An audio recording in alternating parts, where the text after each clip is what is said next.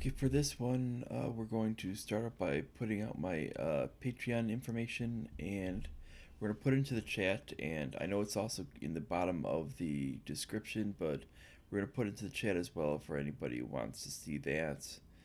And for anyone who wants to donate with it, I greatly appreciate it. It starts at $1 and it goes up above $100 at the $50 to $99 level.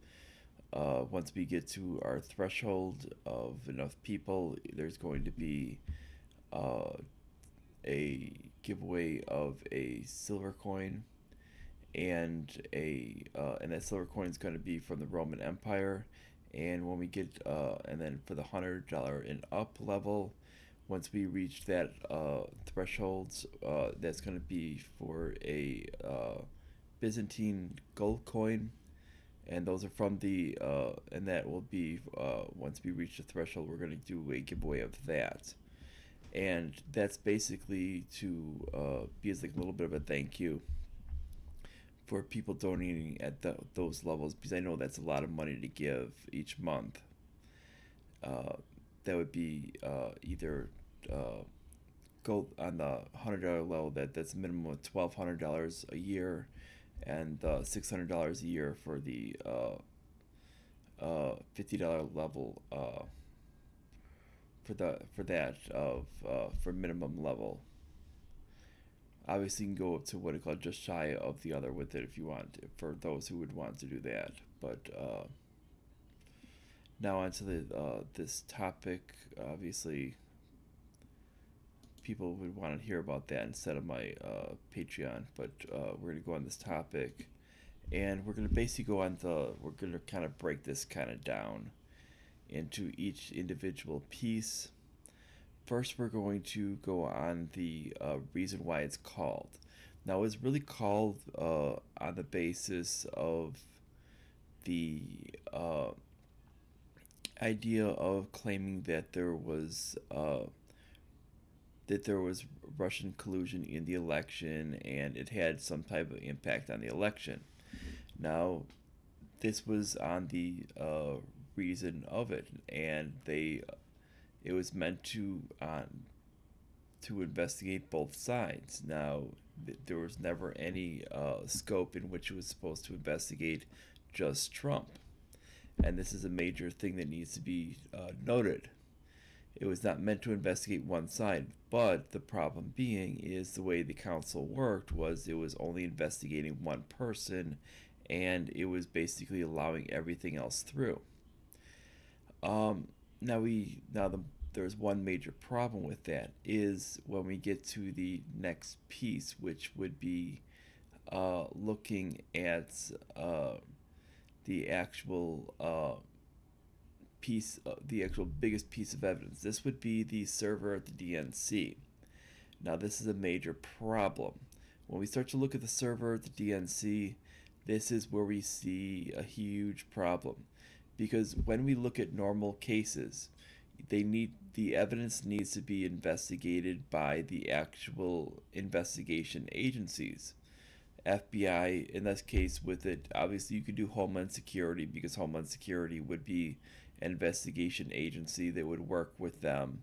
But you can do Homeland Security, but in most cases it's either the Justice Department or the FBI. The problem with this case is they allowed, in this case, the DNC, which acts as the victim in this case, to analyze their own thing. They're actually stating that they wanted they were not going to hand it over, and they're only going to allow their own people to analyze the servers, the server for the DNC. Now, this is a problem because this means that the DNC is going to use their people. They're essentially going to act upon their behalf and create whatever type of story that they want, regardless if it's factual or not, at the end. And it doesn't matter if it's a contracted company that's working with them, or if it's people that are actually directly hired. They're still going to be doing this, and it's not going to be a valid point because they're working on behalf of the DNC. This means that anything this would be that's this means that anything that comes about from this evidence would be tainted to begin with, and this is a major problem that needs to be understood. That means that when they're coming out with these statements of saying, oh, it's when they're coming out with these statements, when we were seeing this from the NSA, from the FBI, from the CIA, and these other groups, when they're stating, oh, Russia was influencing the elections, and they hacked the server. Well, when they were stating these things, this was actually not legitimate evidence. Now, the only person who was able to do any legitimate evidence would have been William Binney. Now, William Binney, what he did is he actually worked with a actual server in New Jersey, which would have been a relatively close proximity for developing a download time. Now, he was trying to figure out a download time that would have actually been feasible to do this. He worked from there and using a download from there to the United Kingdom. Now, why didn't he use Russia? Because it was actually, in this case, not even necessary. He actually found that with the United States, just going further and further United States actually caused a slowing of time. And when he went over to the United Kingdom, it actually slowed the download time and actually added more packages to the download that would have actually made it nearly impossible. Now, this was never while he offered his experiment on this actual point. This would have actually been done right at the same time when they were actually making their accusation. Now, this would have actually been brought up as he was willing to testify on this and testify offering all of his data on what he actually performed and willing to give his data sets. Now, this was actually now while he had spoken to the Trump lawyer team, he was also willing to speak to the Mueller team. The Mueller team had rejected his points. Now the points were also reiterated in the same way by hacker Kim.com. Kim.com was actually reiterating the same exact points that state that it was impossible for this material to have gone across seas at the rate that would have been necessary. Now, the rate that they know that these files were actually taken happened to actually be the rate of an actual pen drive. This means it would have had to have been someone who actually was there. Now, when we start to look at the actual security logs, we know that no one actually broke in. This means that it was actually someone who was actually physically working for them. Now, since we have a suspicious death for Seth Rich, and Seth Rich actually had a problem after they had done the election rigging with Bernie Sanders, and Seth Rich was a Bernie Sanders supporter, it does lead us to believe that there is something a little bit suspicious there. Not saying that that's definite, but it's saying that there is a plausibility, and those plausibilities do need to be looked out for. Now, when we look at the ideas of so we know that this whole case was never brought forth on actual evidence. What we had was essentially more of a Stalin-style case of you bring me the person and I'll show you the crime type of thing, because they never came forth with actual legitimate evidence. What it was basically a case of prosecuting one specific party, because every time we were finding people in his group that were basically people that were linked in with trying to create an actual coup of the actual election that actually came forth. And these were members of his team. Pretty much almost every member of his team were actually people that were involved in this. And if they weren't, they were ones that were basically very, very partisan and were ones that were actually trying to commit this.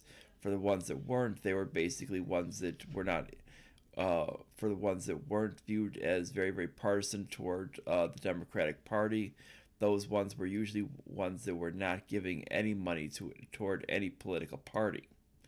And those were only a couple of members. And those had very, very limited input into the case. So that this is what the actual Mueller team is. Now, if you look at the fact of Mueller back and within his history, we know that he's worked with as an FBI director with both the. We should look at back with his history, and we know that he was FBI director with both the Bush and the Obama administrations. During the Bush administration, he was actually right there after 9/11, and he was one that was key in trying to ship out many people that were actually directly involved in 9/11 that actually that we know were actually linked with the 9/11. And this is very, very key to the reason why we should be very, very suspicious. And it shows that if he was a legitimate person and actually upstanding, he would never have done this. During his time as Obama's FBI director, he was continuing this culture of corruption that many people just blame Comey for. But it had already been in place when Mueller was there, and Comey had merely just continued this culture of corruption. And we find much of the problems that existed that were basically to protect the actual bureaucracy over justice was actually created by Mueller himself. And when we start to look at the idea of how the actual cases were actually perpetrated, we can actually see that. We can see that he never disciplined people like Andrew Weissman. Andrew Weissman actually has had a history of essentially prosecuting people with false evidence and trying to send them to jail, and there's actually been cases thrown out. Now, essentially, he would have, if in his thing, he should have actually tried to get him removed from the whole entire Justice Department and requested that he never even be there. Yet, if you look at it, he was actually made to be the second in command right under himself in the Mueller in this investigation, the Special Counsel. And it should kind of be a little bit of a key of the way this thing was run. That it was about just trying to nail down people on whatever you can investigate them for. And it goes down to more of that like Stalin-style investigation of show me the person and I'll show you the crime. And this is really what it goes down to from the beginning. And it was never about actually getting legitimate cases and looking for the facts. If it were about looking for the facts, this is where we get to the other kind of sticky situation. When we look at the case of Manafort and Podesta, we would actually see these similar crimes, similar criminal actions put toward them, and that's the whole problem. Is Tony Podesta was given immunity, yet he was never made to testify. He never testified once. He was just slapped with immunity immediately. Yet Paul Manafort was basically, they were trying to give him virtually life in prison. With essentially, he was doing exactly the same thing as Tony Podesta. They're actually technically representing, their specific groups were different. That the groups that they were, that their own groups that they were part of were different. They were actually representing the same actual groups out there and doing actually the same exact activities out there and doing the same exact things when they came back to the United States. So what they were doing was identical, and the amount that they were doing in representation was identical, and essentially it should have been the same exact crime. If we're going to be talking about it, is Tony Podesta should be serving essentially 47 months in prison, and that's what the amount should be, and they should have been looking for the same type of crime, which would have been the level of where they were trying to send Tony Podesta to prison for, what was it, I think it was like 25 years or 30 years or something. They were trying to send Manafort to prison. That's what they should have been trying to serve for Tony Podesta.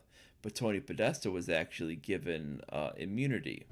Now this is a big problem, and this is where we see the actual whole thing of the special counsel kind of going to hell.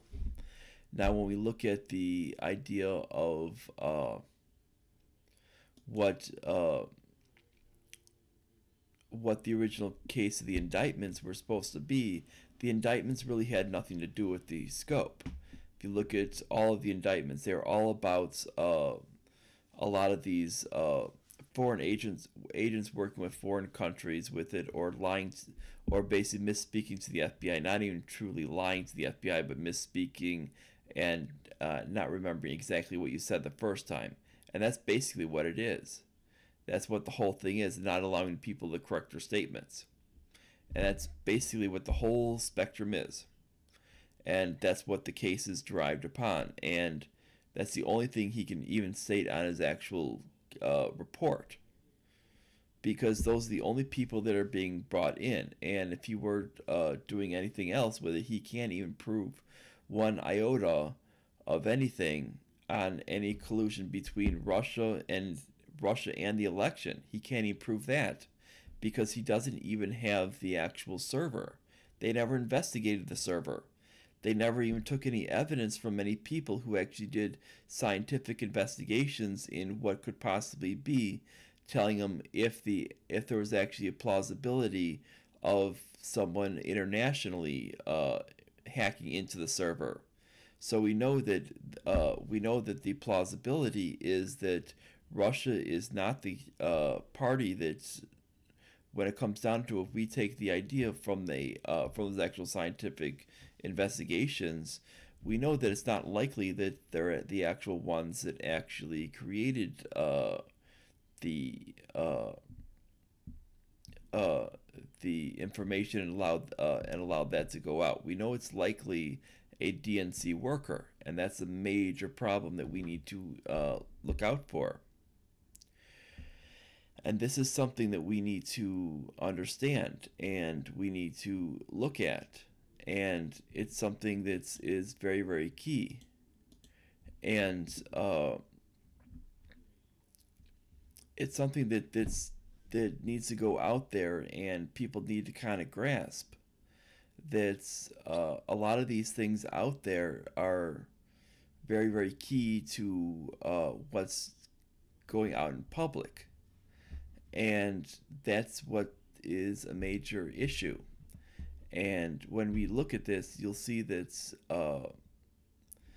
with the report, you'll see that this is something that is very, very different from what is actually out there. And I mean, with what the news was calling, what the news has been stating, what a lot of the Democrats have been stating, it's really not even anywhere close. You had a lot of people calling these things something that really wasn't from the start. And it's something that is, it's quite laughable that people would actually try to insist that there is some type of collusion. And you can't insist on something when you don't even have any evidence.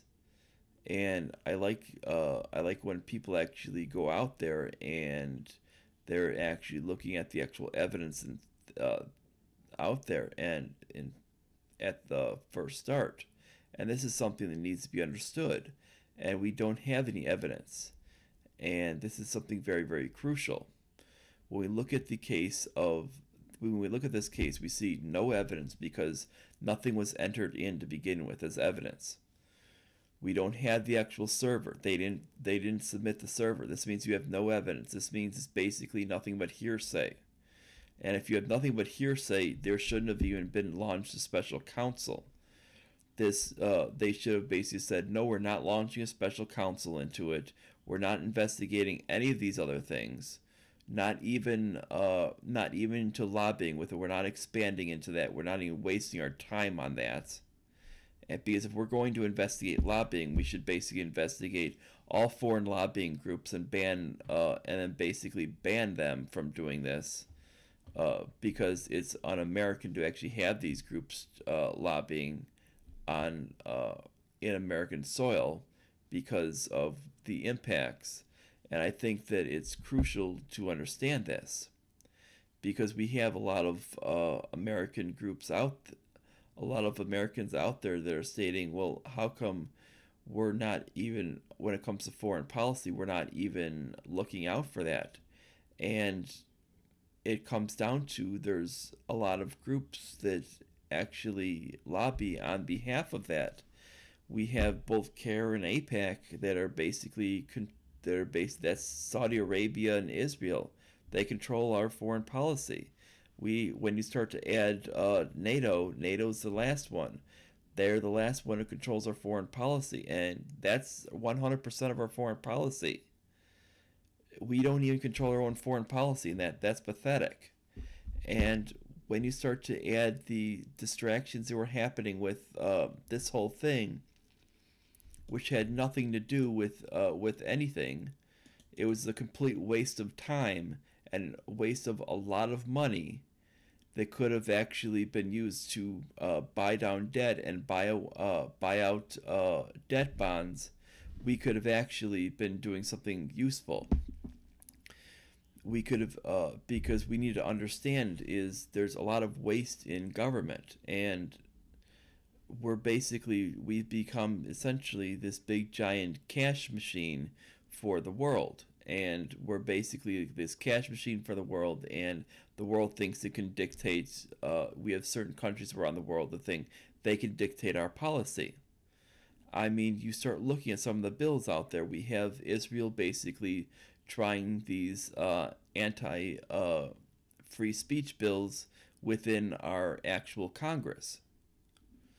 The anti-BDS bills are essentially, that is anti-free speech.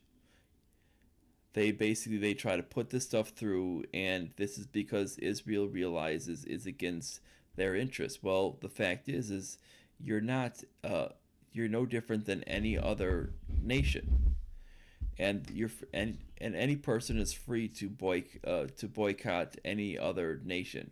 They don't have to support every nation around the globe, and this is what's happened. And if we're going to basically look at some of these things, we need to understand that there's nations around the globe that are not exactly supporting what we need to be supporting as American interests.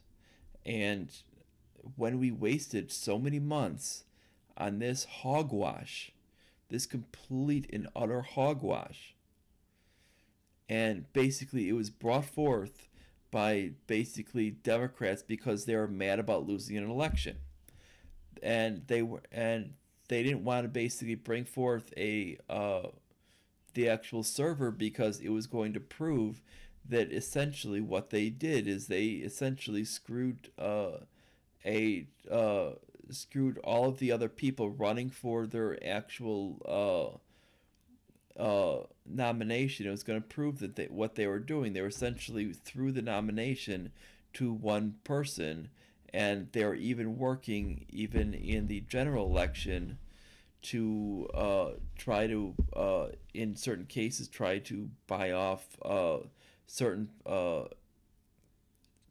people at different publications and different news media places around the U.S. to basically ensure that they're basically writing and displaying positive media toward their candidate. and it was essentially making it into a banana republic. Well, when they lost with it, they thought they had everything in the bag. They thought when they lost, it was something that blew up in their face, and they got mad, and the whole bureaucracy got mad because when there was talk about essentially gutting a lot of the things in the bureaucracy was about what got mad, and they wanted to essentially protect themselves. Well, this is what they end up doing. They tried to essentially do an overthrow of the president by trying to say that he was working with another country. And that's why we got all of this stuff. And they came up with whatever false story that they could, and work with whatever discredited person that they could to create these lies. And they didn't want to work with the actual server because it would actually disproven it immediately, because you're talking, there would have been evidence that would have shown it as being domestic within the actual thing, and then they would have had to shut down the case immediately, and this would have been over within like a week, and they would have had to say, okay, this was relating to the basically the primary election tampering, going back to the Donna Brazil stuff, and it would have been ended within about a week, and they would have had to start looking into that, and it would have been linked back to that, and that would have been what it would have gone back to, and it would have shut it down with very, very quickly. Well, they didn't want that. They wanted these lies to continue, so they would bring on people who are willing to investigate based on hearsay and conjecture, which is not even admissible in court. So what they do is, they knew that they couldn't actually investigate anything on collusion, because the fact is they don't have any evidence. You need the actual server to have evidence. Well, they could get the server. They basically, because the DNC refused it, which means they couldn't prosecute anything with that. That means the only thing that they could prosecute is these other little petty things, which is basically just aiming at the Republicans and anybody that would be allied with Trump. And it was just basically let's get even with him type of mentality. And that was the whole purpose since the start. They knew that there was no potential case for this to be any type of collusion. They knew that Russia had nothing to do with it since the start, because even any type of Russian ads that they actually found within social media, they knew that the percentage of the ads were so low, and that it was so small that it was totally insignificant. And this is something that needs to be understood. And they need to understand that the amount was so insignificant that no one could actually understand how small it was. And people need to understand this fact, and that nobody out there is going to grasp the small number of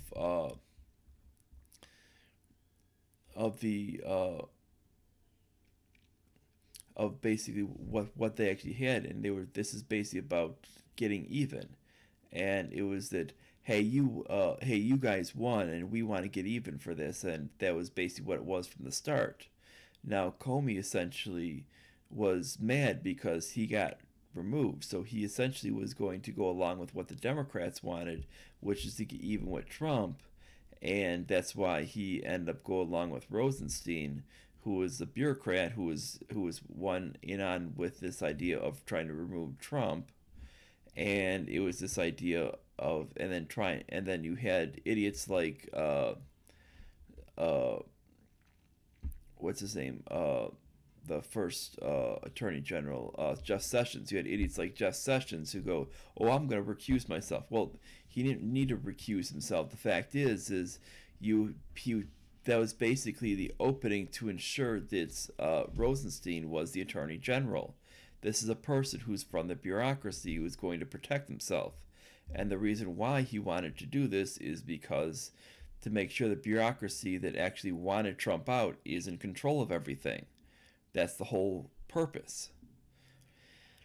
And the whole reason why we had this is to look. Why we had the whole thing was to make sure, and why we have an actual attorney general was to stop these things from happening. Now, when we had the bureaucracy controlling everything, this is where we get these problems. And the bureaucracy wanted Trump out because Trump was calling out the bureaucracy and saying he's going to get rid of them.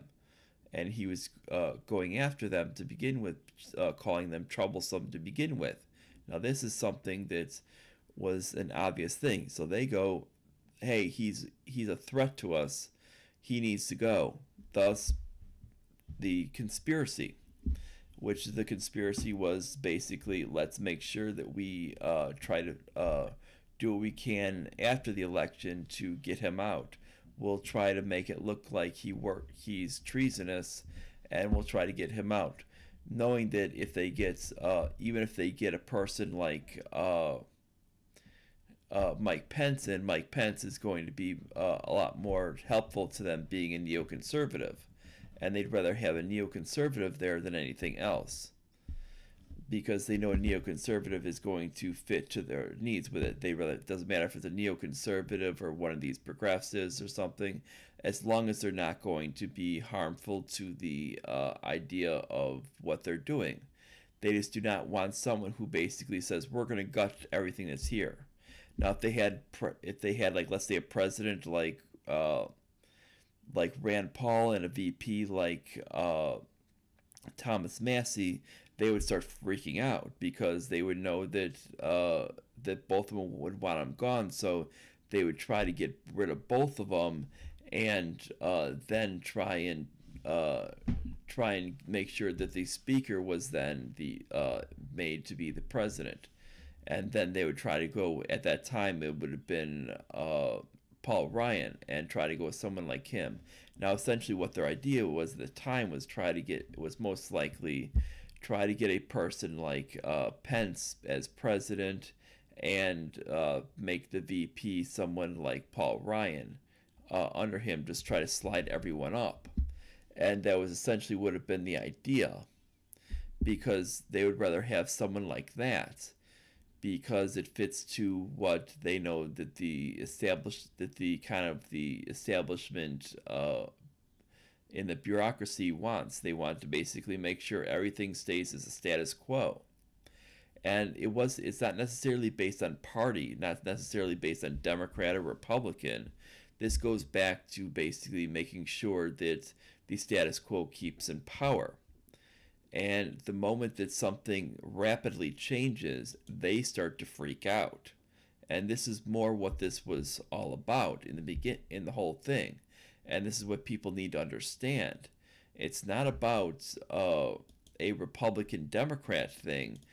While we see the fact is they're trying to go after people linked to Trump, this is more about specifically trying to go after specifically people that are actually affiliated with Trump. So basically, as punishment for daring to elect someone that would actually go after the establishment bureaucracy and the status quo. And that's what it really boils down to, and that's why we saw what we did. They knew that there was no ability for them to indict from the start. They needed evidence to indict, and they weren't going to get any evidence because there wasn't any at the start. They would have gone after the actual only piece that would have given them evidence. They weren't going to find any evidence there because we don't have anything. We don't have anything to begin with. The only evidence they would have found would have been actually with the person that they would have actually wanted to be president to begin with. And that would have been counterproductive. And then if they would have actually done their job, which they wouldn't have, they would have said, okay, nothing to see here with it. They would have essentially said there's nothing there, just like they did in the Clinton email investigation. And they would have tried to say that there's nothing here and it's all incidental, and the way that Comey handled the email investigation which would have been the same way that Muller would have as well, because they're basically birds of a feather, as we really see.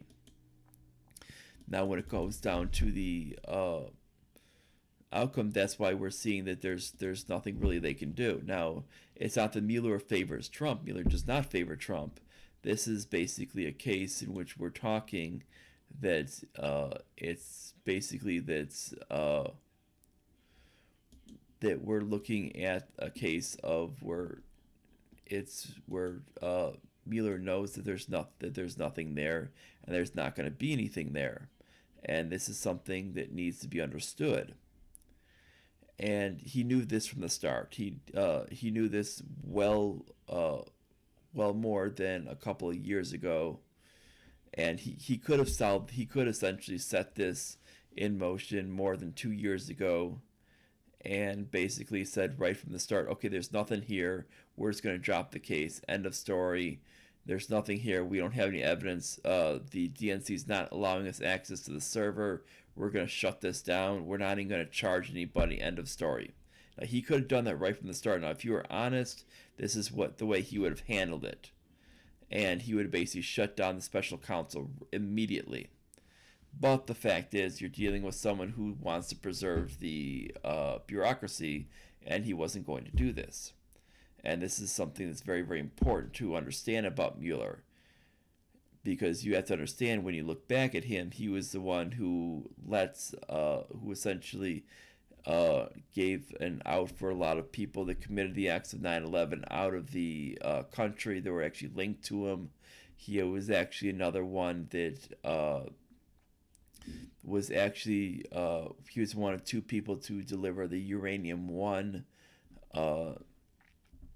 to Russian officials, which would essentially be allowing it to leave the country, which is essentially a treasonous act, because uranium is considered a nuclear material and can't be used to, regardless if it's a friendly nation or not, it can be viewed as delivering goods that can make nuclear material, which can make bombs with, and that is considered a treasonous act against your own country, regardless, because you cannot do that, even samples. And regardless if you want to mark it as treason or as espionage, him and Secretary Clinton would have been the ones that need to be charged under that. And it shows that he is not this upstanding individual like people want to show. He's merely just this establishment bureaucrat. And he's never been an upstanding individual like anybody's ever stated. I mean, it doesn't matter if you've gone to Vietnam. I mean, people try to go, oh, but he fought in Vietnam. Okay. So we have a lot of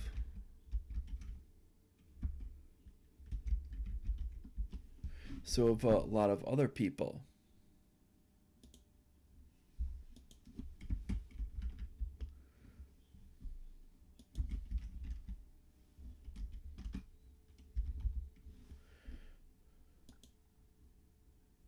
I mean, so did Morris Solomon Jr. I mean, this is a person that's he was known as a Sacramento Slayer.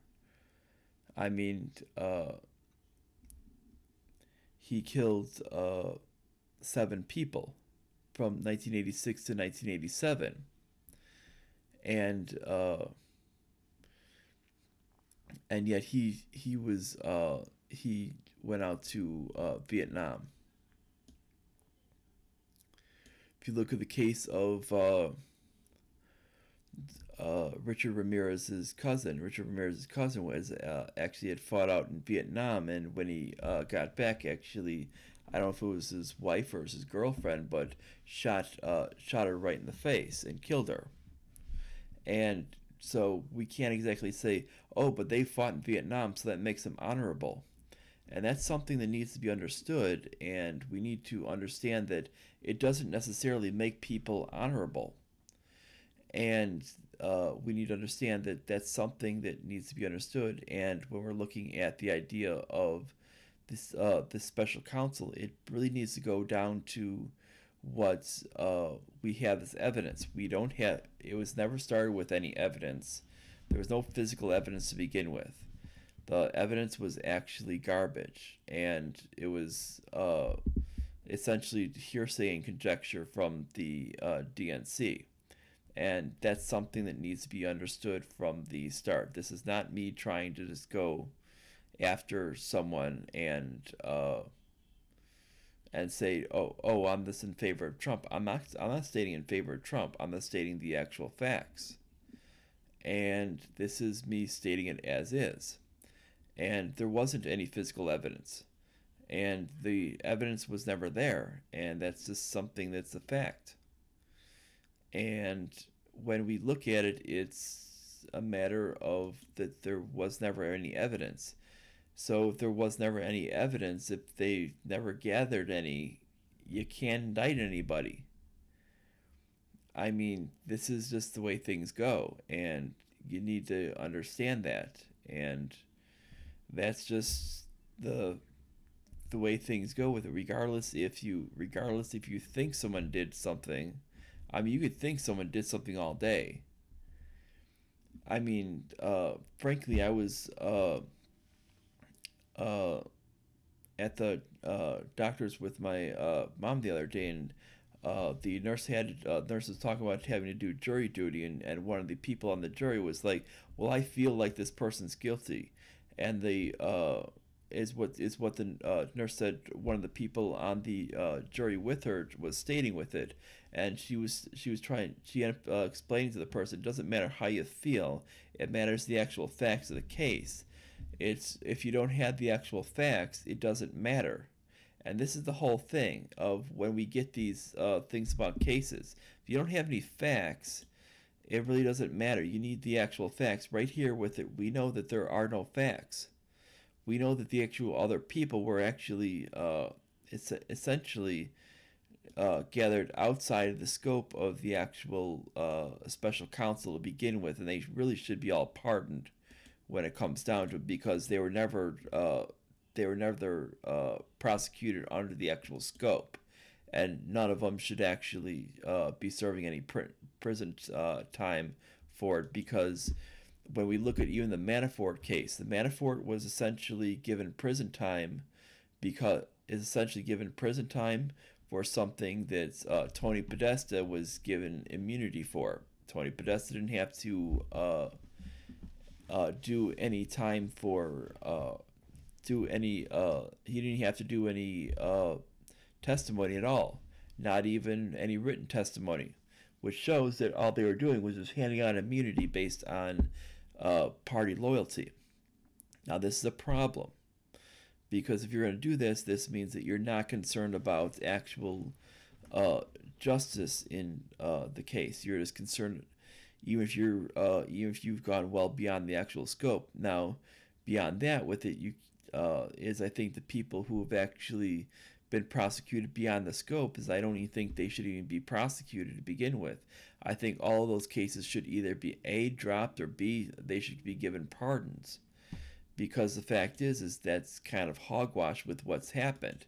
This has been something that was basically developed on no evidence to begin with, because we know that there's no physical evidence.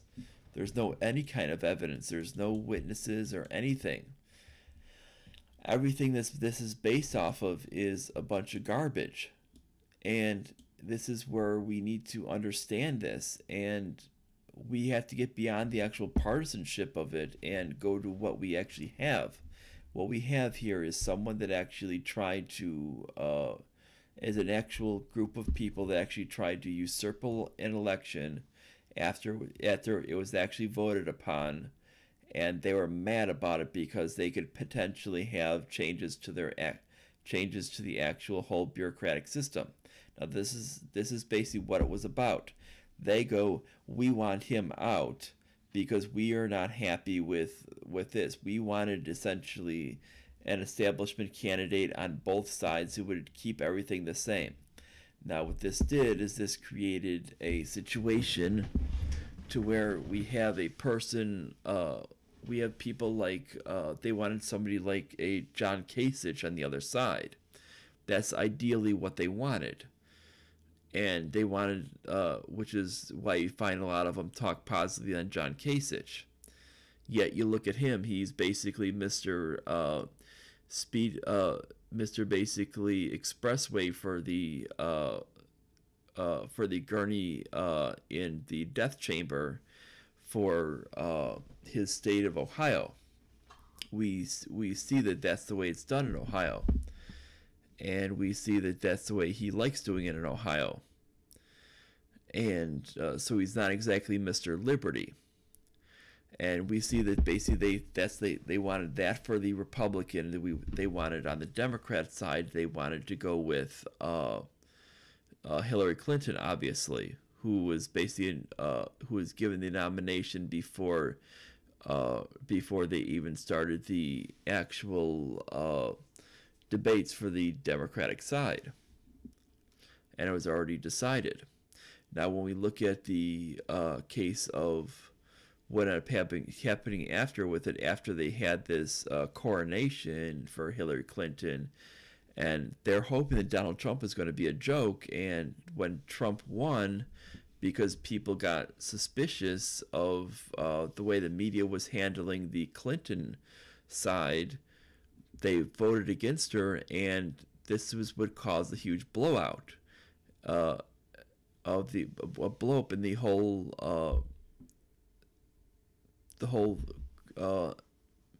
group of things with what ended up happening. Now, what we saw that the special then that's why the Democrats got mad. They said, "Oh, there must have been interference. Oh, it was because Donald Trump was working with the Russians, and oh, this, that, and the other." Well, the fact is because the emails were released. Well, the fact is, no, very, very few people actually were influenced by any email release. Most of the people were influenced by her statements. When she was stating that she was going to launch war with Russia, with Iran, with North Korea, and when she was basically stating this stuff and basically without provocation, and then basically send more people out to Syria, people are very, very weary of war right now, and they're even going after Trump when Trump wants to do it.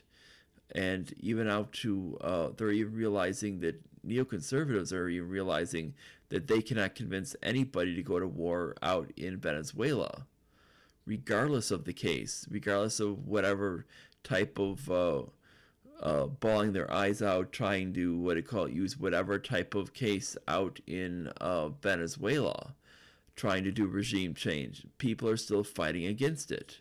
And it doesn't matter what they do, and they realize that that's even a failing point.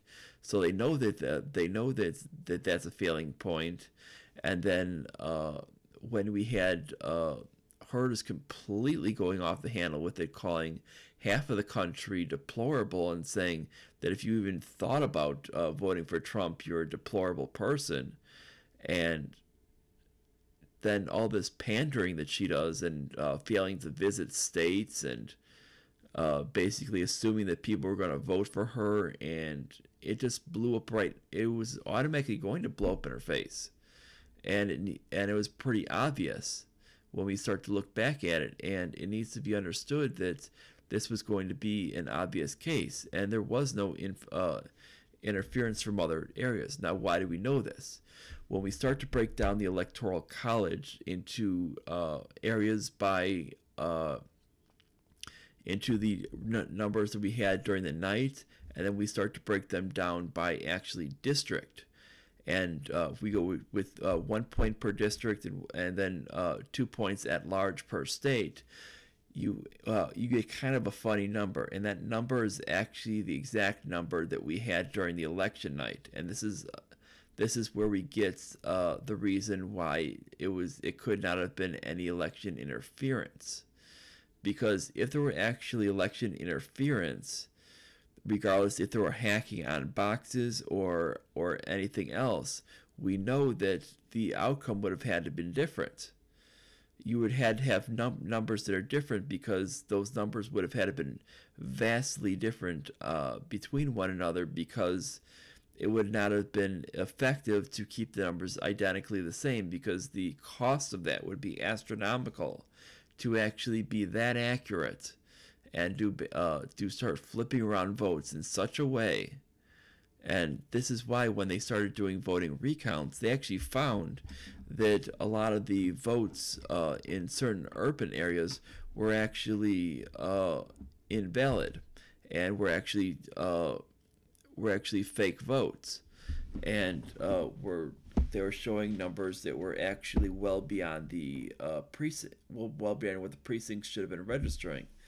There was one precinct in a state near me, in a state that I live in, Milwaukee, Wisconsin, in Milwaukee, the largest city, was registering, one of the precincts was registering a voting total of, for voters in their precinct, of 160%. Now, when we know an average precinct with it during a high voting year is probably going to be getting about 80%. This means this means the voting total is about double. Now, she was essentially getting based on this amount, getting quite a bit of those votes with it that what they would normally get. But the fact is she was getting extra votes, and they were noticing that these people were essentially voting in other precincts as well. And this is a big problem because of what happens on same day voting. And this is what ends up occurring if you don't get a lot of the voter IDs. They don't do this now in certain areas that were requiring ID. In the certain counties that this wasn't occurring, and these were more in conservative areas, and this is where they were reporting more natural numbers of around what they should have been. Now, in other areas, they were reporting numbers that were way out of whack, and this is why you got these things. Now, we still have these problems of voter fraud, and this ended up, even in these states that were recounted, we had Clinton losing a great deal of losing good chunks of votes. Now, this is only in certain states with it. Now, if there had been voting rolls called in states like California, I guarantee you that Clinton would have lost probably quite a bit more, and we would have done across the whole country. It would be very likely that Clinton would have lost the popular vote. And we know that she would never have allowed that. And because the fact is, it was showing that there were major city precincts that were actually reporting voting totals that were actually well above invalid votes. And there were a lot of ones that were throwing out these invalid votes. Now, this is very, very crucial to understand when it comes down to the vote. And this still exists to this day of these votes, where votes are invalid, and yet some precincts will accept them, some precincts won't. Now, what's occurring is a lot of these people are basically doing this vote early, vote often type of thing on the Democratic side, and this has been kind of one of their tactics that they've kind of done for a long time. And it exists in urban areas, which has kind of made it so that the urban areas produce a lot of votes, regardless if they're valid or not. And we notice that they're producing stuff that's actually kind of illegitimate. Now, what does this mean for the actual Mueller report? Well, this means that essentially, if you're trying to state that the election was stolen, well, you kind of have to look at it from the opposite end, and they never did. And this means that the Mueller report was basically just an extension on this coup attempt, and they couldn't even prove it with that. And with that, I'm probably just going to end it right here, because it's kind of getting dark out here, and I don't want to continue without having to leave and come back to adjust the lights, and that's about it. And see you guys. I will talk to you guys tomorrow, where during about the 55-minute, and I guess that's about it. And make sure you like, subscribe, click the notification bell. Make sure that you share it all the way around to your friends and everywhere on social media. Make sure you check out my Patreon page. It's in the chat right now. If you can't donate, make sure someone else does with it. It's also in the bottom of the description for those who check out it later. And that's about it. Bye, everyone.